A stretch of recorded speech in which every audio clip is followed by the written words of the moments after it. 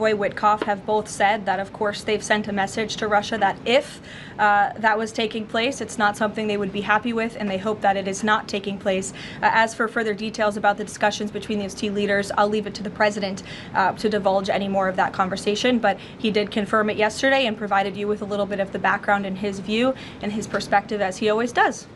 Luke.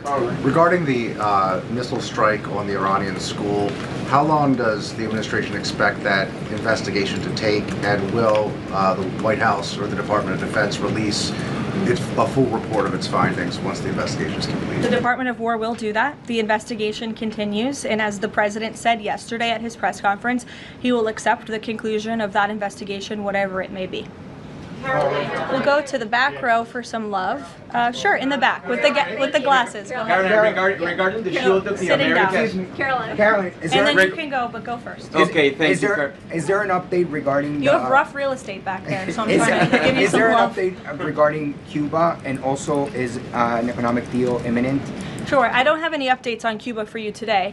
Obviously, this is something the administration is actively dealing with. The president's made it quite clear, it's his belief, based on fact, that the Cuban regime is bound to fall. The country is obviously in a very weak place, economically speaking. The people are crying out for help, and the president believes and knows that the Cuban regime wants a deal. So as you know, Secretary of State Rubio has been engaged in those conversations as directed by the president. I don't have any updates for you today, though. Thank you, Caroline. Regarding the shield of the Americas, the initiative by President Trump this weekend, big names, a lot of countries, but some notable absences. For instance, Colombia, which is a key ally with the United States in terms of counter-narcotics, and President Gustavo Petro was here at the White House and he met with President Trump.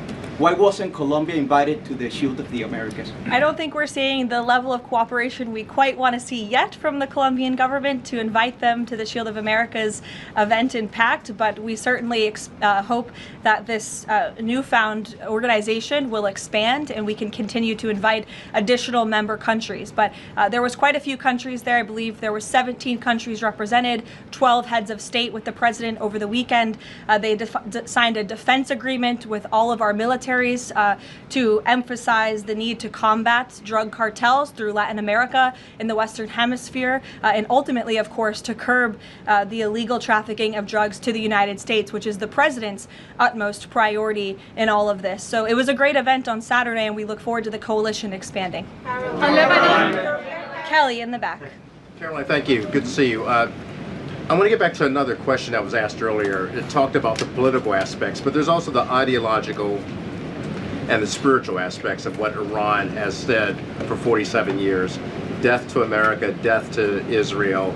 And we've just finished talking about the fact that terror has been around the world. Iran has been the nexus of that in so many ways. Has the president stated clearly to the American people why this is such an imminent threat in order for Democrats on Capitol Hill and Republicans and the American people to understand how imminent the threat was?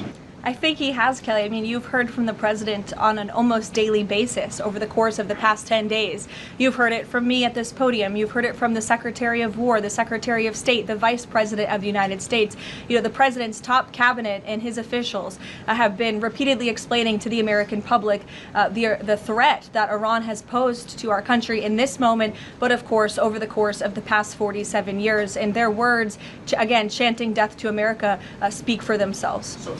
Go ahead. You can follow up. Why the division within the